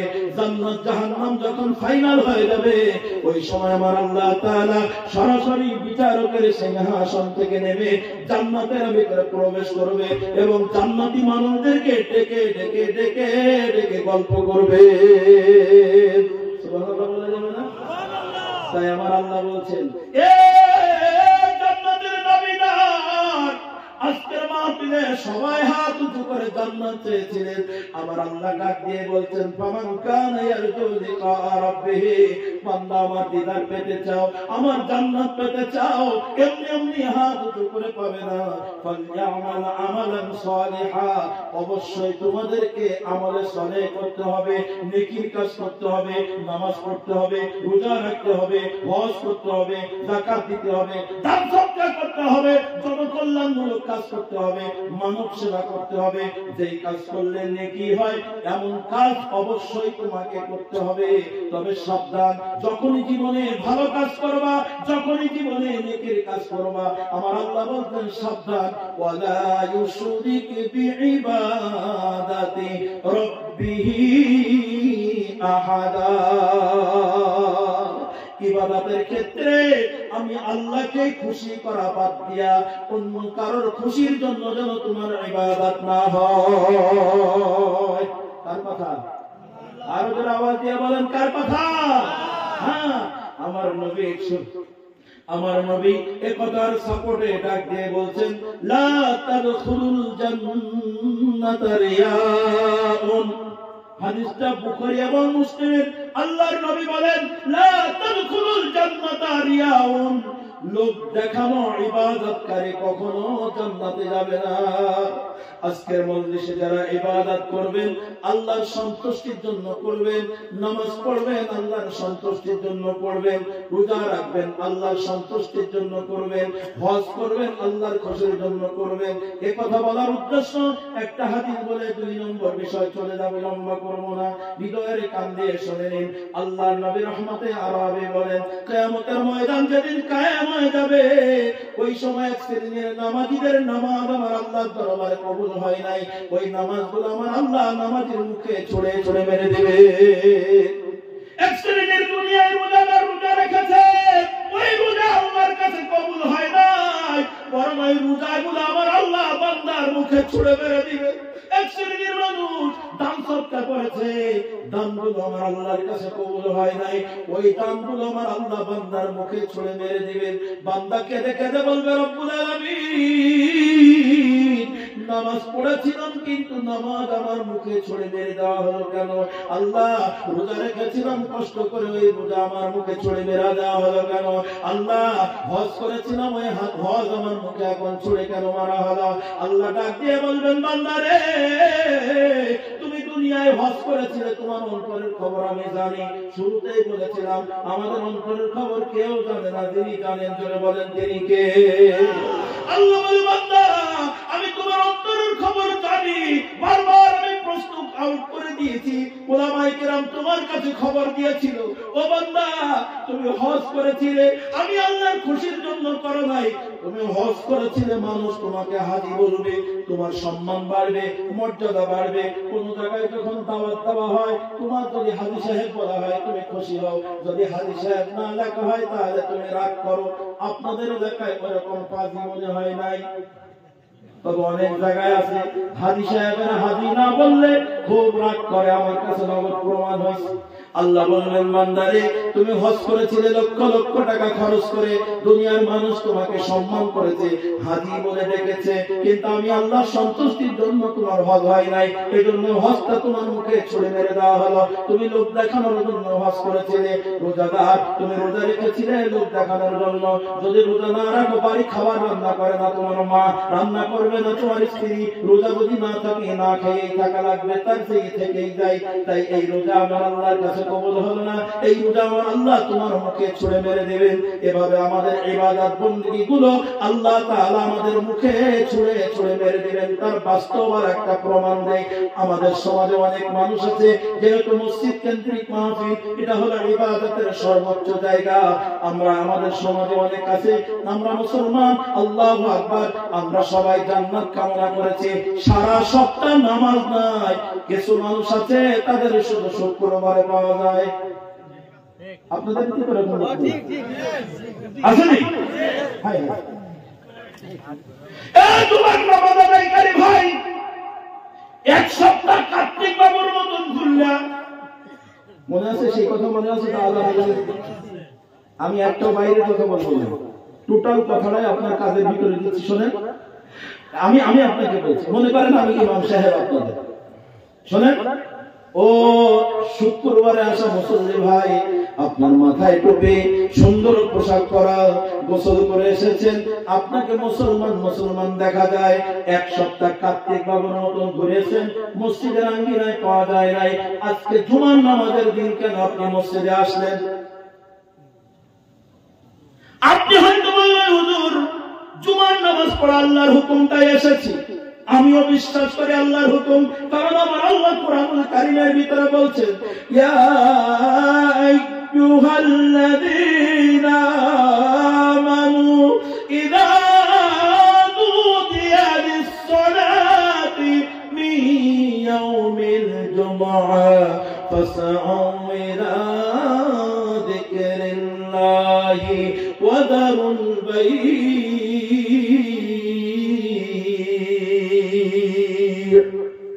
আল্লাহ তাআলা ডাক দিয়ে বলেন, ইমানদারেরা, যখন জুমার আযান হয়ে যায় তো তখন ক্রয় বিক্রয়, ব্যবসা বাণিজ্য সব বন্ধ করে দিয়ে আমি আল্লাহ আমার জিকিরে শামিল হয়ে যাও। এখানে জিকির শব্দের অর্থ হলো জুমার নামাজ। একটু জোরে বলেন আল্লাহু আকবার। তো আপনি এক সপ্তাহ না এসে বড় অপরাধ করেছিলেন, শুক্রবারের দিন এসে ভালো কাজ করেছেন, না আসাতে একটা ভালো কাজ করেছেন। তবে শোনেন, এ শুক্রবার আসা ভাই, আমি আপনার কাছে জিজ্ঞাসা করছি, ও ভাই, এক সপ্তাহ পাওয়া যায় নাই, জুমার নামাজ পড়ার জন্য আমার আল্লাহ হুকুম করেছেন একবার, আর প্রতিদিন 5 ওয়াক্ত নামাজ পড়ার জন্য আমার আল্লাহ হুকুম করেছেন প্রত্যক্ষ পরোক্ষ 82 বার। রোজারে বলেন কয়বার? আচ্ছা আপনারা বলেন তো, কোন বিষয় যদি কেউ একবার বলে ওটার গুরুত্ব যত, ওই বিষয়টা যদি বারবার বলা হয় গুরুত্ব বাড়ে না কমে? বলেন। আল্লাহ যদি একবার বলে দিতেন আকিমুস সালাহ, তাহলে এটা আমাদের জন্য ফরজ, কিন্তু আল্লাহ 82 বার বললেন। কষ্ট হচ্ছে আপনাদের বুঝতে? আল্লাহ 82 বার বলার উদ্দেশ্য হলো নামাজটাকে অধিক মূল্যায়ন করা হয়েছে। একটু কথা আওয়াজ দিয়ে বলেন, ঠিক না বেটি? হ্যাঁ, এ জুমার নামাজ আদায়কারী ভাই, আমি আপনাকে বলছি এক সপ্তাহ নামাজ পড়লেন না, শুক্রবারের দিন আসলেন, নামাজই মনে হচ্ছে, কিন্তু আপনি নামাজ আল্লাহর খুশির জন্য পড়তে আসেন নাই। কারণ কোন লোক যদি জুমার নামাজ আল্লাহর খুশির জন্য পড়তে আসে, ওই লোকটা ইচ্ছা করে 5 ওয়াক্ত নামাজ কোনো দিন ছেড়ে দিতে পারে না। একটু কথা আওয়াজ দিয়ে বলেন ঠিক না? তাহলে আসলেন কেন? আবারও বলছি, অন্তরের খবর কেউ জানে না, জানে কে? ও জুমার নামাজ আদায়কারী ভাই, আমি আপনার 2 হাত ধরে অনুরোধ করে বলছি, আপনার অন্তরের দিকে তাকান, আমার কথা খেটে যাবে ভাই। কেন? আপনি জুমার নামাজ পড়তে এসেছেন, হয়তো বা আপনার মায়ের বকুনির ভয়ে মা বকা দেয়, আজকে শুক্রবারের দিন গেলি না, নাইলে আব্বা বকে, নাইলে স্ত্রী নামাজি দিনদার। এ সমাজে অনেক জায়গায় দেখা যায় পুরুষ লোক নামাজ পড়ে না, কিন্তু বাড়ির মহিলা নামাজি। কতক্ষণ ঠিক না ঠিক? মহিলা ডাক দিয়ে বলছে, স্ত্রী বলছে, আচ্ছা তুমি একটা মানুষ, আজকে শুক্রবারের দিন যাও, ছেলেটার না যাও, মসজিদে যাও। তাই আপনি মসজিদে গেছেন, ফিরে আসেন। ও জুমার নামাজ আদায়কারী ভাই, আপনার নামাজ তো আল্লাহর খুশির জন্য হয় না, হইল স্ত্রীর খুশির জন্য। আপনার নামাজ আল্লাহর জন্য হয় না, হয়েছে বাবার জন্য, মায়ের জন্য। তাই আমার আল্লাহ ডাক দিয়ে বলছেন, আল্লাহ তা'বুদু ইল্লা ইয়া, বান্দা আয় আমার জান্নাত রেডি করা, তবে আমি আল্লাহর জন্য ইবাদত করবে, দুনিয়ার কারোর খুশির জন্য না। একটু সবাই করে আওয়াজ দিয়ে বলেন আল্লাহু আকবার। এবার দেখেন, আপনার সমাজে, আমাদের সমাজে যারা মুসলমান বলে দাবিদার পুরুষ মানুষগুলো যদি শুক্রবারের দিনেও মসজিদে আসতো, তাহলে এই মসজিদকে এতদিন আরো 3 গুণ বড় করা লাগতো। কেন? তার প্রমাণ নেন। এই যে রমজান মাস আসছে না সামনে, রমজান মাস আসতে দেখবেন সোনার পাখি কোন জায়গায় ছিল, মসজিদের জায়গায়। ও কোন জায়গায় ছিল? ও আজকে হয়েই কি মসজিদে দৌড়েছে? আপনার মসজিদে রমজান মাসে যেই নাকি চাঁদ দেখা যায় পশ্চিম আকাশে, আল্লাহ তারাবির সময় আর জায়গা নেই, রাত্রি কোনদিন খুঁজে পাওয়া যায়নি। এই অতিথি পাখি কোথায় ছিল? ওরা তো মুসলমানের সন্তান, মুসলমান। একটু কথা আওয়াজ দিয়ে বলেন ঠিক না ঠিক? তাহলে শুক্রবারের দিন যদি সবাই আসতো, এই নামাজিগুলো আপনাদের মসজিদ এতদিন আরো বড় করা লাগতো অনেক আগে। তো সারা বছর পাওয়া যায় না, রোজার মাস যখন শুরু হয় তখনই মসজিদ কমিটির লোক চিন্তা করে আমাদের অতিথি পাখি আসবে, মসজিদ এখন বড় করা লাগবে। দেখবেন রোজার মাস আসতেই তখন কমিটির লোকের মাথার মধ্যে চিন্তা এসে যায়, ইচ্ছায় অনিচ্ছায়, কারণ মসজিদে জায়গা হয় না, কি হবে? আর ওই সমস্ত মুসল্লিরা হঠাৎ করে যারা আসে, ওরা গন্ডগোল বেশি করে, ওদের জ্বালায় অস্থির হয়ে যাবেন আপনি। অনুরোধ করছি ভাই, জুমার নামাজ হবে, ধরে বলেন কার খুশির জন্য? আরো ধরে আওয়াজ দিয়ে বলেন না কার? এইবার আসেন, জুমার নামাজ তো পড়ে না, অক্টিও নামাজ পড়ে না, ও আল্লাহ বছরে 2 দিন ওদের জ্বালায় আর সামনে কাছে জায়গা পাওয়া যায়। 2 দিন বুঝতে পারছেন? আমার ভাষা কি বোঝা যায়? ও 2 দিন মানে কি? ঈদের দিন। ঈদের দিন নতুন জামা পরা সুন্নাত, মারহাবা। নতুন টুপি পরেছেন, মারহাবা। আতর লাগাইছেন, মারহাবা। আমি বিরোধিতা করছি না। ঈদুল ফিতরের দিন আগে খেয়ে যাওয়া মিষ্টি খাওয়া সুন্নাত করেছেন তো, মারহাবা। ওই ঈদের মাঠে আসা ভাই, মনে করেন আমি এখন ঈদগার ইমাম, আমি আপনাকে বলছি সারা বছর মসজিদে পাওয়া যায় নাই, জুমার দিনও পাওয়া গেছে, পাওয়া যায় নাই, মন খেয়ালি মতো নামাজ পড়েছেন, তো সারা বছর নামাজ নাই, ঈদের মাঠে নামাজ পড়তে আসলেন কেন? আমার জানতে মন চায়। কেন মন চাই? আপনাদের কাছে একটা প্রশ্ন করি, বলুন তো দেখি, ঈদের নামাজ আপনাদের এলাকায় সকালে হয় না বিকালে হয়? কথা বলুন। আপনার আমাদের ওখানে সকালে হয়, তাই তো মিলে যাচ্ছে। এই দেখেন ঈদের নামাজ কয় রাকাত? আপনাদের এদিকে 2 রাকাত। আপনাদের এদিকে 2 রাকাত মানে আমরাও 2 রাকাত। আচ্ছা একটা মাসলা জিজ্ঞাসা করি, ঈদের নামাজ পড়া ফরজ, ওয়াজিব, সুন্নাত না মুস্তাহাব? কথা বলছে না, বলছে হুজুর মনে থাকে না, ঈদের দিন হুজুর নিয়াত বলি দেয়, তাই ওটা বলি। একটু জোরে বলেন, ঈদের নামাজ পড়া কি? ওয়াজিব। ঈদের নামাজ সকালে 2 রাকাত আমার সাথে মিল আছে। আমি আপনাকে জিজ্ঞাসা করছি, সারা বছর নামাজ নাই, ঈদের মাঠে আসা ভাই না আসার চেয়ে ভালো কাজ করেছে। আজকে ঈদের মাঠে আসলেন কেন? ঈদের নামাজ পড়া ওয়াজিব, আর ঈদের দিন ফজরের নামাজ পড়া কি মুস্তাহাব? আরে কথা কয় না। আমি যে কথা বলছি এটা হলো কলিজায় হাত দেওয়ার কথা, কানে হাত দিয়ে কোনো কিচ্ছা কাহিনী না, এটা ভাষা কোনো কথা বলি নাই। এজন্য শুরুতে বলেছিলাম ইবলিস কিন্তু ধোঁকা দেবে। ইবলিস বলবে দোস্তে কাঁটা কাটা ওয়াজ, তোর কলিজা ছিঁড়ে দেওয়া কথা একটু শোনা যায়, কিচ্ছা কাহিনী শুনবি, ওয়াজ কাকে বলে? সম্মানিত ভাইরা, ঈদের মাঠে যেই লোকটা বছরে 2 দিন যায়, আমি তার দিকে তাকিয়ে বলছি ভাই আপনি হয়তো বলবেন হুজুর আপনি জানেন তো, বলেন কেন? কি জানি হুজুর, আমাদের মুসলিম সমাজ, আমাদের পরিবার ফজরের নামাজ না পড়লে আমার আব্বা বুড়ো মানুষ মসজিদে যায়, আমি যুবক ছেলে ঘরের ভিতরে ঘুমাই, আমার আব্বা আমাকে ডাকে না। হুজুর আমার স্ত্রী আমার পরে রাগ করে না, হুজুর আমার সন্তান আমাকে আব্বা বলা বন্ধ করে না, হুজুর আমার পাড়ার লোক আমাকে চাপ দেয় না, মসজিদে দান আমার কাছে চায়, নামাজ পড়ার জন্য আমাকে এই পরিমাণ জোর করে চায় না। হুজুর এজন্য সমাজে 5 ওয়াক্ত নামাজ না পড়লে কোনো প্রতিক্রিয়া নাই। হুজুর জুমার নামাজ না পড়লে সমাজে চাপাচাপি নাই, আমার স্ত্রী আমার কাছ থেকে তালাক হয়ে যায় না, আমার সন্তান আমাকে আব্বা বলা বন্ধ করে না। যদি জুমার নামাজ না পড়ি, আমার শ্বশুর কোনোদিন বলে নাই জুমার নামাজ পড়ে না, ওই ছেলের কাছে আমার মেয়ে রাখবো না, ছাড়িয়ে নেব, এমন কোন কথা আমার সমাজ কোনোদিন বলে না, এমন কোন সমাজ, এমন কোন কথা আমার পরিবার বলে না, এমন কোন কথা গ্রামের মানুষ আমার বলে না। কিন্তু হুজুর জানেন না, আজকে ঈদের নামাজ যদি না পড়তে আসে, আমার গ্রামে আমার বাড়ি সব জায়গায় মানুষ আমার খারাপ বলবে, তুই তো মানুষ না, তো ঈদের নামাজটা পড়লি না, কি কথা ঠিক বলেছি হুজুর? তাই সমাজ রক্ষা করতে এসেছি, ঈদের নামাজ যদি না পড়ি শ্বশুর বাড়ি যাবো কোন লজ্জায়। আমার সন্তান আমার বলে আব্বা তোমার মতন মানুষ দেখা যায় না, ঈদের মাঠে তোমার পাওয়া গেল না, সব মানুষ লজ্জা দেবে, তাই আমি নামাজ পড়তে এসেছি। আমার নবী এজন্য ডাক দিয়ে বলছেন, আমার উম্মত শোনো, হাত উঁচু করে জান্নাত চেয়েছো, সাবধান সাবধান, যখনই ভালো কাজ করবা ওয়ালা ইউশরিক বিইবাদাতি রাব্বিহি আহাদা, আমার আল্লাহ বলছেন খবরদার ইবাদতের ক্ষেত্রে আমি আল্লাহর সাথে শিরিক করব না। আর নবী বলেন লা তাদখুলুল জান্নাতা রিয়াউন, লোক দেখানো ইবাদতকারী কখনো জান্নাতে যাবে না। অবুঝ মন কার লাগিয়া কান্দ দিবারাতি,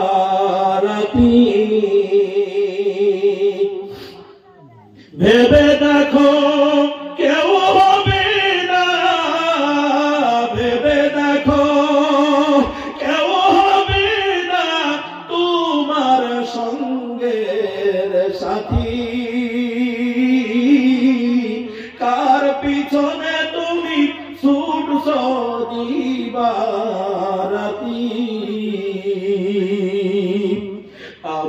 আমার বইলা যারে ভাবছ সারাক্ষণ, আসলে যে কেউ নয় তারা, কেউ নয় রে আপন। কষ্ট হয়ে গেছে আপনাদের? আমি তো আয়াত পড়েছিলাম, আয়াতের ভিতরে বলেন জান্নাতে যাওয়ার জন্য আল্লাহ শর্ত দিয়েছিলেন কটা? বিষয় করা ছিল, জোরে বলেন কটা? ভুলে গেছেন? 1 নম্বরে আল্লাহর ইবাদত করতে হবে, 2 নম্বরে কার খেদমত করতে হবে? মা বাবার খেদমত করতে হবে। আজকের মজলিসে আপনারা যারা আছেন, আচ্ছা বলেন মা বাবার খেদমত করা ফরজ না সুন্নাত?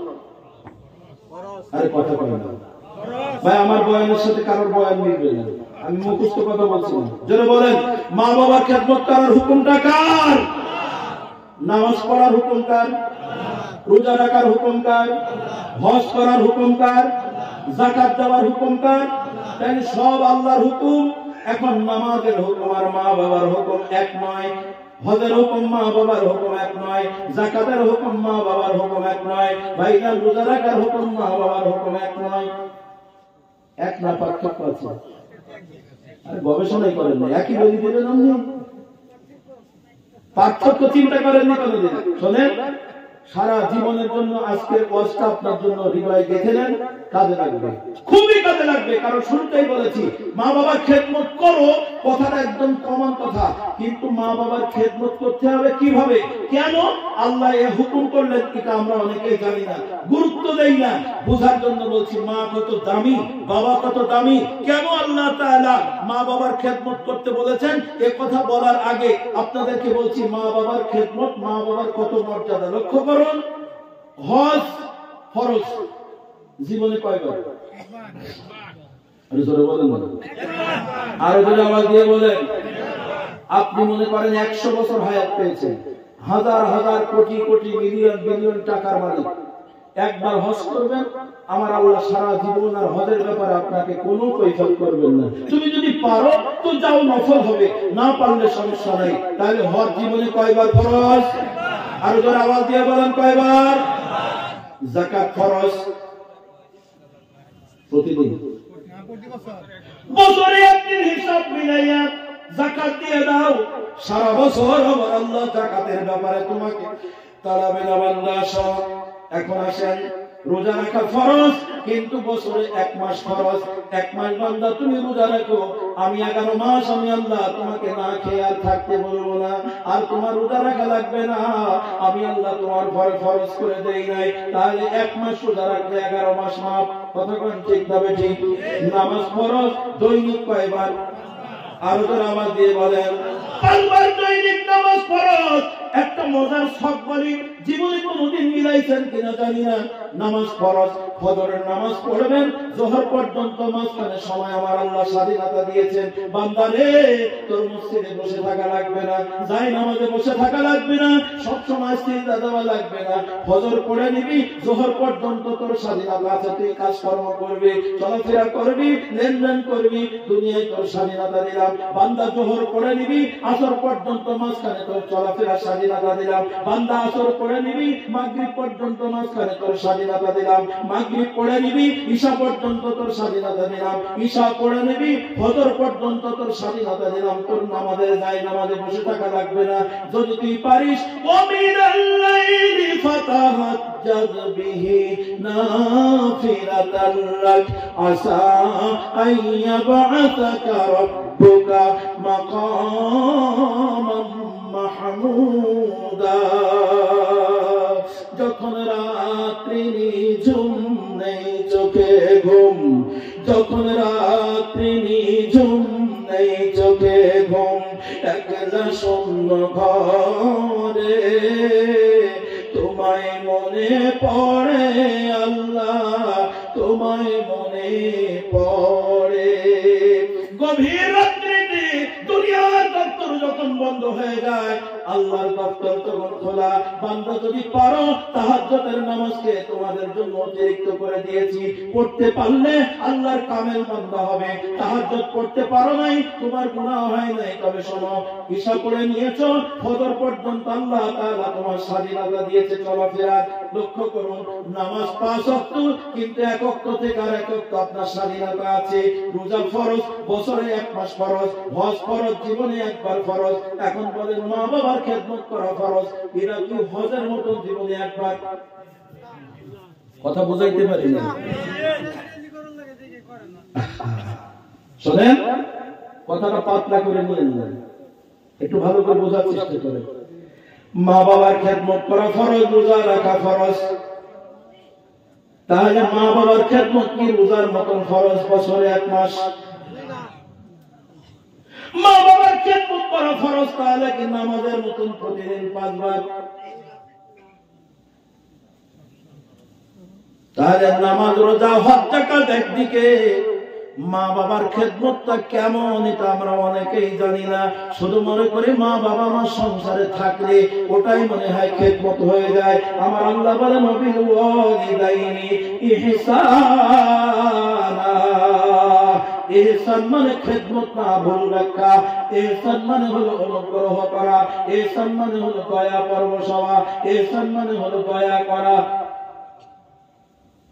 আজকের মাহফিলে যারা আছি সবাই অবগতির জন্য জানাই, মা বাবার খেদমত না করলে জান্নাত নাই। আমার নবী বলেছেন হুমা জান্নাতুকা ওয়া নারুকা, তোমার মা বাবাই তোমার জন্য জান্নাত, তোমার মা বাবাই তোমার জন্য জাহান্নাম। নামাজ পড়েছেন, মা বাবার সাথে সম্পর্ক নাই, এখনো জান্নাতে সন্তান হতে পারেন নাই। রোজা রাখেন, মা বাবার সাথে সম্পর্ক নাই, এখনো জান্নাতে মানুষ হতে পারেন নাই। হজ করেছেন, মা বাবার সাথে সম্পর্ক নাই, এখনো না জান্নাতে মানুষ হতে পারেন নাই। সুতরাং একটা আরেকটার পরিপূরক আমার আল্লাহ তাআলা আপনার আমার জীবন দিয়েছেন, তাই আল্লাহ তাআলার ইবাদত করবেন। 2 নম্বরে বাবা আর মায়ের মাধ্যম দিয়ে দুনিয়ায় আল্লাহ পাঠাইছেন, এজন্য আমার আল্লাহ মা বাবার খেদমত করাকে ফরজিয়াত বলেছেন। আজকের মাহফিলে যারা আছেন একটু তাকান, বলেন মা বাবার খেদমত করা কার গুরুত্ব বলি 1 মিনিট। এখানে অনেক মানুষ আছে, আমি নামাজের পড়া কথা বলেছিলাম, নামাজ না পড়লেই জান্নাত পাওয়া যাবে না। তাই আজকে যদি তওবা করেন, রব্বুল আলামিন 70 বছর 80 বছর বয়স হয়ে গেছে, বুঝি নাই, নামাজ পড়ি নাই, আল্লাহ তুমি আমাকে মাফ করে দাও, আর কোনদিন নামাজ ছেড়ে দেব না। যদি বুঝে থাকেন বলেন দেখো, আমার দয়ার আল্লাহ তওবা করলে নামাজ না পড়ার গুনাহ মাফ করে দিতে পারে কি পারে না? আরো জোরে আওয়াজ দিয়ে বলেন। শুনেন, রোজা রাখতে পারেন নাই, তওবা করেন, আজকে তো এই বছর থেকে রোজা ছাড়বো না। আমার আল্লাহ রোজা না রাখার গুনাহ তওবা করলে মাফ করতে পারে কি পারে না? শুনেন, রোজা না রাখার গুনাহ তওবা করলে সরাসরি আল্লাহ মাফ করে দেয়, কোনো মাধ্যম লাগে না। নামাজ না পড়ার গুনাহ তওবা করলে সরাসরি আল্লাহ মাফ করে দেয়। কিন্তু কোন সন্তান যদি মা বাবার কষ্ট দেয়, যতক্ষণ ওই মা তার সন্তানকে ক্ষমা না করবে, যতক্ষণ বাবা আপনাকে ক্ষমা না করবে, ততক্ষণ পর্যন্ত আমার আল্লাহর কাছে আপনার তওবা দরজা খোলা নাই। নামাজ রোজা হজ জাকাতের চেয়ে মা বাবার গুরুত্ব কম। আরো জোরে আওয়াজ দিয়ে বলেন কম। তো আমাদের সমাজে বহু লোক আছে, নামাজ পড়ে, বাপ যদি থাকে দক্ষিণ পাশে, ছেড়ে দেয় উত্তর পাশে। কেন? বাপের পাশে যায় না, ছায়াই কেন? আপনাদের সমাজে নাই মনে হয়। একটা প্রশ্ন করেছিলাম, যত দিন যাচ্ছে আমাদের সমাজে মা বাবার কষ্ট বাড়ছে না কমছে? একটু জোরে বলেন। বাড়ছে কেন? একটা কারণ আছে, ও কারণটা আমি আপনাদের সামনে বলবো। তার আগে এখানে যত মানুষ আছেন, এ পর্যন্ত আমি যত কথা বলেছি, আপনারা কি রাগ করেছেন নাকি আমার উপরে? বলেন, নামাজ পড়া লাগবে না লাগবে না? কার সন্তুষ্টির জন্য? আরো জোরে আওয়াজ দিয়ে বলেন। আমি মা বাবার গুরুত্ব বলছিলাম, অবিল ওয়ালিদাইনি ইহসানা, মা বাবার পরে ইহসান করতে হবে কিরকম করে, এর একটা তাত্ত্বিক কথা আমি আপনাদের সামনে বলবো। তার আগে একটু জিজ্ঞাসা করি, এখানে যতজন মানুষ আছেন মা বাবা হারিয়ে ফেলেছেন কে কে? মা বাবা মারা গেছে? আমার 2 জন মারা গেছে, তাই হাত উঁচু করেছে। কারণ একজনকে হাত উঁচু করেন, একটু দোয়া করবো মা বাবার জন্য। হাত উঁচু করেন, হাত উঁচু করেন, আল্লাহু আকবার। যাদের মা বাবা নাই, আর যদি রাগ থাকে তাহলে আর উঁচু করে বলেন, একটা হাত উঁচু করে দোয়া করেন। সবাই বলেন, রব্বিরহামহুমা কামা রব্বায়ানি সগীরা। সবাই পড়েন, রব্বিরহামহুমা কামা রব্বায়ানি সগীরা। মা বাবার খেদমতকে কোরআনের ভাষায় বলা হয়েছে ইহসান। যারা বলেন কি বলা হয়েছে? ইহসান মানে কি? দয়া করা, মায়া করা। কথা কমান কথা, বাস্তবতার নিরিখে 0। কেন? এটা দেখেন, ইহসান আরবি শব্দ। ইহসানের চেয়ে 1 গ্রেড নিচে আরবিতে একটা শব্দ আছে, তার নাম ইনসাফ। একটু জোরে আওয়াজ দিয়ে বলেন, কি বললাম? আচ্ছা, ইনসাফ মানে আপনারা সবাই জানেন, বলেন তো ইনসাফ মানে কি? ন্যায় বিচার। ইনসাফ মানে ন্যায় বিচার। এখন আমি বোঝার জন্য সহজ করে নিয়ে চলে যাচ্ছি। আপনাদের সে বাজারের নাম আমার ভুলে গেছিল, জুরিয়া। জুরিয়া বাজারে হঠাৎ করে আমাদের সভাপতি সাহেব গিয়েছে, যে দেখে পেঁয়াজের দাম বর্তমান কত? 40। আমি 4-5 দিন আগে গেলাম 50 টাকা, কমছে। অবশ্যই 2-3 বছর আগে 8 টাকা 10 টাকা ছিল না?